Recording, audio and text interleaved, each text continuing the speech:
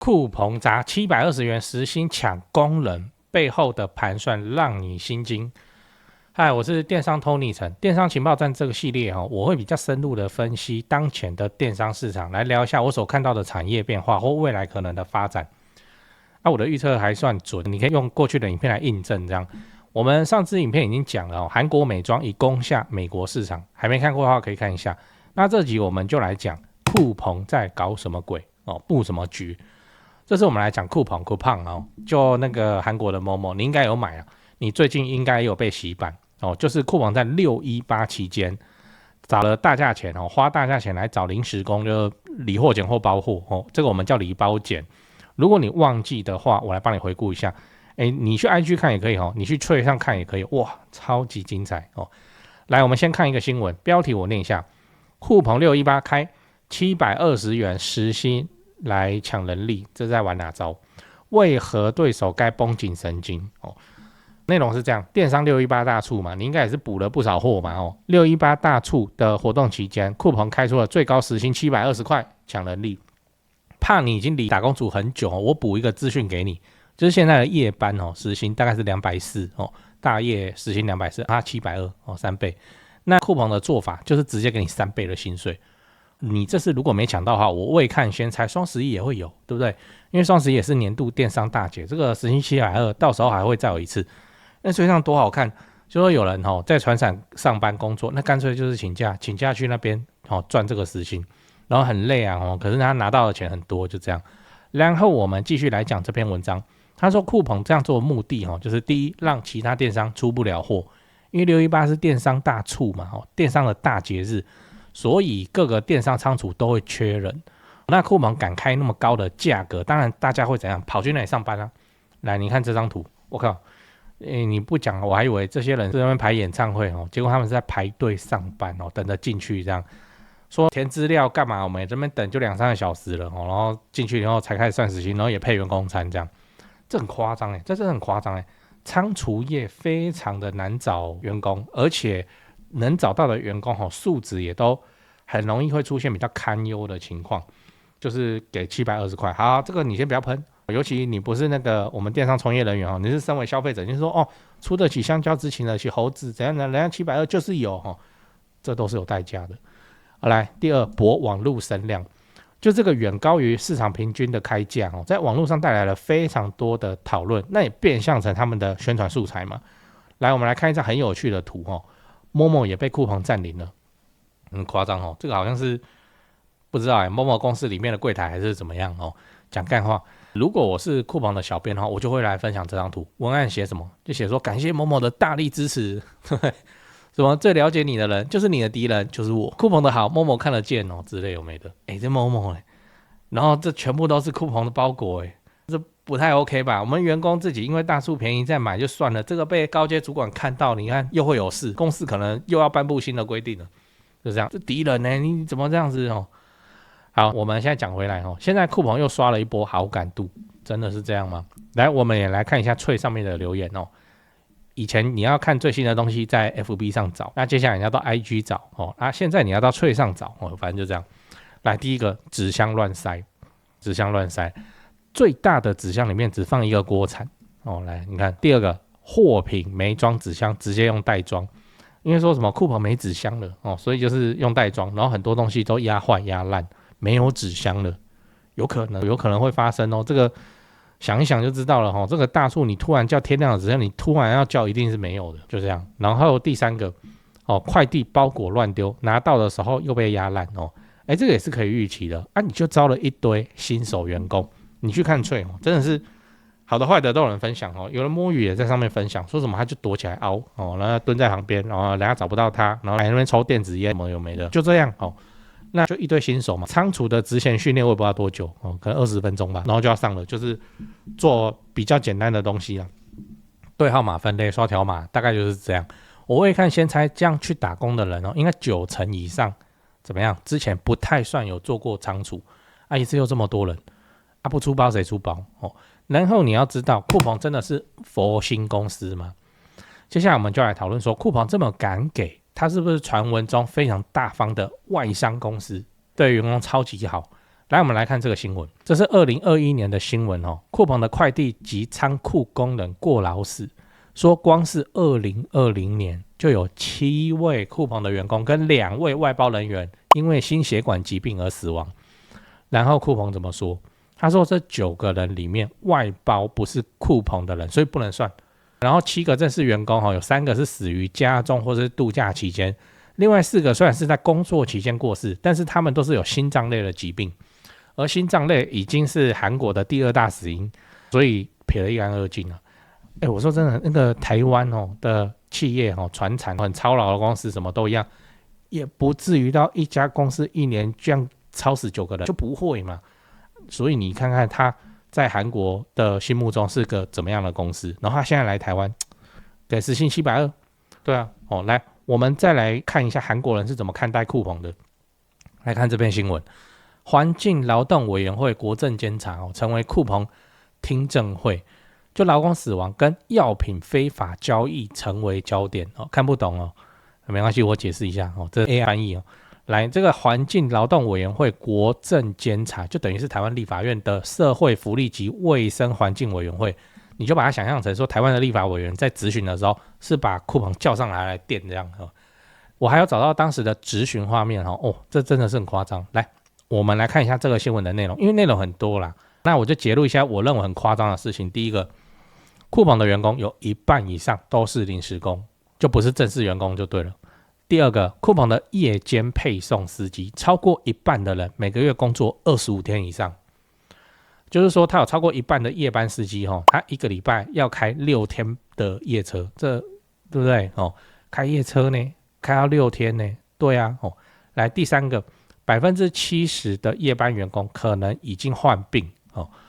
并且从2020年到2024年的8月，酷鹏死亡的20名劳工中12个是夜班人员。来，你看哇是怎样，这真的就是人家讲的卖命，你知道，就是卖命。好，那我们现在可以来回答这个问题了，酷鹏真的是佛心公司吗？你觉得呢？对不对？你觉得一个可以压榨本国人这个压榨到就被抓去像我们台湾立法院去质询的本国韩国公司企业，他来台湾以后就会开始发现自己的良心，好好看待跟对待台湾人吗？那再来你要知道为什么酷鹏要拼快速到货。接下来我们就来讲说为什么酷鹏要这么拼这个到货时间，在韩国已经拼到员工过劳死了，然后在台湾在那边拉高3倍工资这边抢人，他到底在想什么？我就直接讲结论，因为他想要复制韩国的成功经验。那这一篇是2015年的新闻，韩国的酷鹏执行长宣布要投入 1.5 兆韩元，大概是13亿美元来盖物流仓，还是卫星仓这样听起来没感觉来，你看这篇，Momo 砸30亿台币，就差不多1亿美金盖出了南台湾最大的物流仓，然后酷鹏可以盖13座，对啊，而且他是2015年就说要盖这边补充一下背景知识韩国的土地面积台湾3倍大，差不多了，然后它的人口台湾的2倍，也就是说它这样盖物流仓的概念差不多等于什么？Momo在台湾6都各自都盖一个巨型的物流仓各自都花1亿美金就这样去盖，那到货速度当然快，而且不要忘了这个是2015年的计划。好，那酷鹏达到什么效果？第一个，在2018年推出的 Rocket Fresh 的配送服务生鲜只要你在前一天晚上的10点半之前下单，那就能够在隔天的早上7点以前拿到新鲜的食品，保证夜车，对不对？夜间快递，2018年呢，2018年就推出了到今年你看这个发展几年了，然后台湾到今年 PC 用快速到货都还是在试营运然后酷鹏在2018年就可以推出这个呢，急速生鲜呢，凌晨到货然后我们再来看第二个，有3400万人口就住在离韩国酷鹏物流中心10分钟车程就可以到的地方，然后你去算它的韩国总人数，那也是差不多6%的韩国人呢，从物流仓出货10分钟就可以到他家，你看他物流仓盖得多么的密集才能做到这件事情。而且我现在跟你分享的这篇报道已经是2020年的报道我会看现在他们现在物流仓绝对是更恐怖更密集的，也就是说狂盖物流仓跟压榨劳工这2件事情就是刻在韩国酷鹏的基因里面的。那未来这件事情不用想的啦，这必然会发生在台湾身上。如果酷鹏继续壮大的话，最后你要知道我们该怎么办。最后我们就来讲说，身为电商从业人员的我们应该要怎么自处，就是这个酷澎大军压境。然后现在看起来不是只有台币战士他还要在劳工这边去大撒币，把人才都挖到酷澎。那你说这个是好事吗？我不觉得，因为你也看到了酷澎对本国的员工都可以不友善了，他自己国人呢就不友善了，他对厂商也不友善。你看这边酷澎跟厂商进商品，然后就破价怎么破价？就是他卖的比进价还要低，那厂商其他通路直接 GG， 你知道，大家只能在酷澎买，就爆掉啦就这样啊。那你说酷澎这样做合不合法？合法因为他买断开现金票，他买断，所以他爽就好了，你不能管我啊那最后受伤的是谁？还是厂商啊？对啊你看这个酷澎来台，搞得台湾电商鸡飞狗跳，然后现在又出现了这个拉高工资的讨论，你应该在脆上游被洗版。反正就是说什么，就是说台湾人不是不能吃苦是很多公司给的薪水太低，你看酷澎给到3倍，大家都抢着去，怎样又怎样啊？是不是又开始检讨我们台湾自己的中小企业主一波啊？然后酷澎呢，他就拍拍屁股就把台币赚走。这样，我是认为这件事情一样，政府你要有所作为，尤其是那个经济部投审会。因为这个已经不是什么商业战了这个真的是会转嫁非常庞大的外部成本，就丢在我们台湾市场，让我们自己去处理。他们赚到的钱也不会留下来继续投资台湾就是变成像我们台积电在赚国外的那个外汇，就变成台湾自己的外汇存底那个钱不会留在该国继续投资建设的啦虽然有美积电这件事情，但我只是比喻你知道意思就好。我们之前已经分享了韩国是怎样举全国之力来扶持酷澎而且现在酷澎的这个外销这已经变国策了呢，就这样然后就怎么样，就这样子登门入室这个我们台语讲做亲门打吼就这样进来了你投审会你是不是应该出台一些管制的政策，而不是说有外资要来台湾投资很好然后就大门大开，然后都不去做什么干预，没关系市场有一只看不见的手，怎样他会自己调配成怎么样？调配成我们本土的厂商面对人家那种台币战士，几乎是没有招架之力。我会看先猜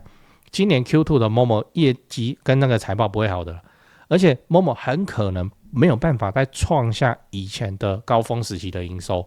除非再过5、6年、7、8年以后那个通膨的关系然后造成说账面数字有超过，其实都没有，就没办法了。那酷澎这次的618又怎样？直接破盘价，真的很夸张。Momo 的业绩要怎么可能会好？ Momo 的业绩都不好了，那其他的电商通路就不用讲了吧。最后我们也来说一下，你是电商从业人员的话，你应该怎么办如果你是卖这类民生用品的，我未看先猜，你业绩应该也不太好。酷澎这次的攻势实在是太猛烈了，因为真的很便宜那你有能力的话看要不要就换个品项去做，这不是你的错，这个就发展竞争就变成这个样子了。比方说现在还有一个女孩子开开心心大学毕业说她要创业做网络女装，你觉得嘞？对啊，她不是不努力，是这个市场这个体制上已经是巨头的战场，那你要怎么做？那你有能力的话，你看要不要换个品项做除非你是二代嘛，你就要接家里工厂，你没得选的那种不然你就要做一些那个竞争没有那么强烈的例如说你去做那个有效期的东西生鲜我不知道，这个要再研究，生鲜电商也是超难的。那现阶段应该还不太会受到影响。那如果你也不想换品类的话，就是怎么样？还是老话一句，你要好好的养自己的会员发展自己的会员，然后照顾自己的会员，然后形成会员的稳定长期的回购，那才是你的长期饭票。除非万不得已不然就不要把库存就卖给酷澎了不然你很可能就会成为下一波被爆破的厂商受害者。其实我们在面对这种大军压境的前提之下，我们能做的事情真的不多，我们就是一个小老百姓嘛那这种等级的巨头之间的正面对干没法度，我们就是怎样，就是想办法让自己活到最后会比较重要。讲八卦还是要讲政府那边吸引外资来台湾投资，这当然是好事一桩。可是这个外资这个外商如果劣迹斑斑，那是不是应该要从长计议？例如说，我说一个我们共同的记忆淘宝不是现在才来台湾呢，当然他去年推一个什么99块人民币免运嘛补贴20亿人民币做运费嘛，妈的一下子补贴20亿人民币，这是 Momo 再加 PC 用再加加完一大票资本额都没有这个运费补贴还高呢，就是这样，人是这种等级的战斗，然后我们台湾政府就来吧，外资欢迎你来，这个真的是踢了好几边。我认为这外资不是不能来台湾，我们也没那么无脑那么清末这边锁国，不是，而是说你外资要来我们台湾做生意，赚我们的新台币可以，没有不行，但你要遵守规则。这个规则是什么？这个规则就是说你会用到我们本国的劳工 ，OK， 你一定要用到最顶的劳基法然后职场的安全消防的安检，你什么东西都是最顶规的。不是说我们台湾人自己的公司我们就比较随便，不是这样，而是说我们就要去有意的去拉高外资来做台湾市场的门槛。为什么？我们要保护跟回馈我们自己国内的员工，不然现在他们做完生意缴完营业税缴完营手税，整批钱刷全部又回去自己的母国嘛，就跟我们在赚的一样，这就是立场问题。我们在赚国外的钱在那边累积我们自己的外汇存底，这样应该这个就是我们台湾海岛的讲一堆。今天变成人家来刮我们的钱，这个我们当然就是要有所防备，而不是说这样市场自由竞争，720块时薪能发多久？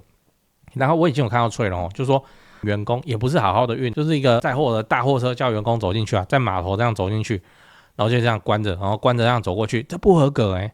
不对？好，我刚刚讲的东西是我在脆上看到的不用来站真伪了，反正就是很多乱象跑出来，我就认为说政府要去干预。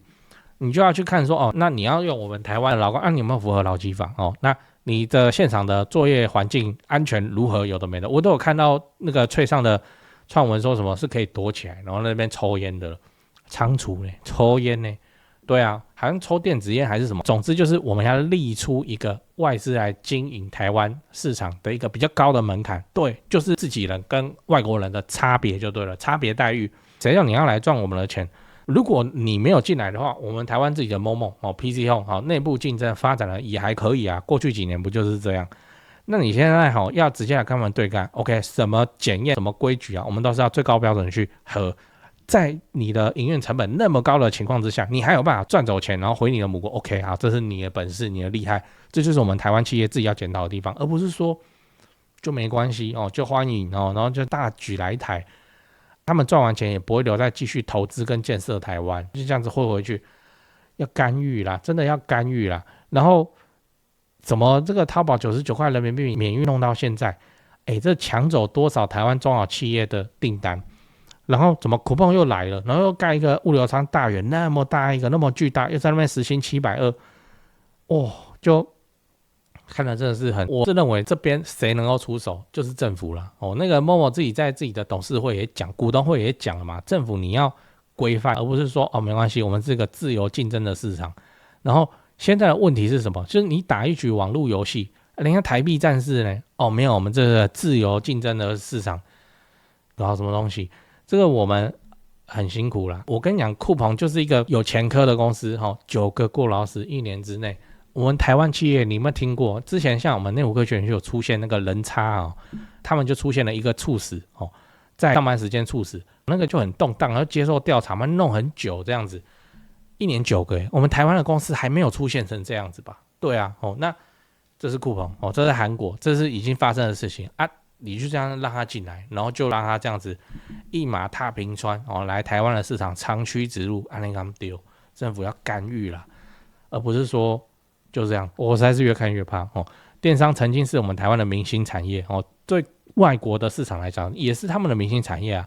扶植起来以后怎么办？出海，然后是国家等级的真正去出海，就可以去掠夺其他国家的市场。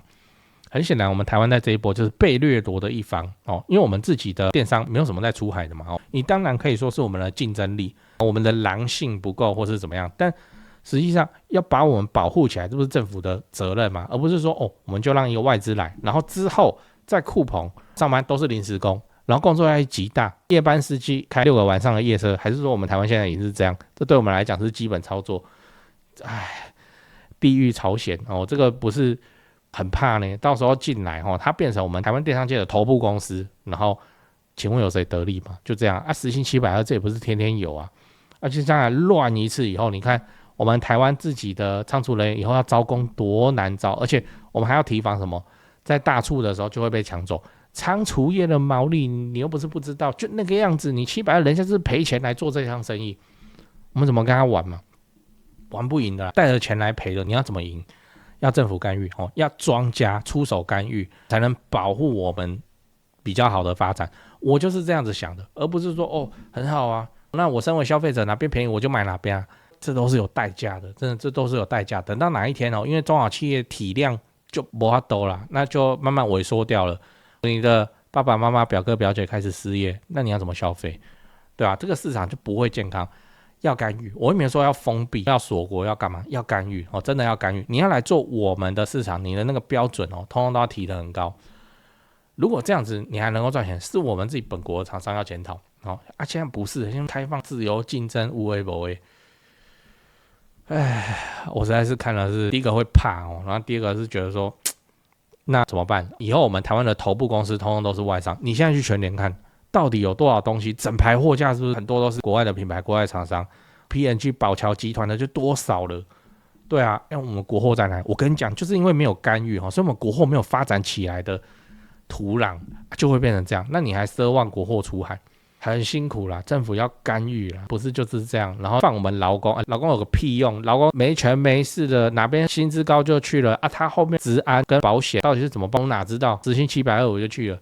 就是这样。这个短期的利益，然后牺牲掉我们长期的内部的竞争力。像我现在，我那时候一出来，我觉得有点奇怪。像印尼市场全部禁掉 TikTok 的小黄车，你知道？我们台湾是还没有开放 TikTok 小黄车，如果开放，我跟你讲，连酷鹏都会再被碾一次这个是世界等级的大魔王 TikTok 小黄车。这个干预的怎么样？我认为非常漂亮。现在是因为说什么政府因为金流的问题怎样不开放，抖音开放小黄车还得了这个我们早就狙掉了。全面开放小黄车的话，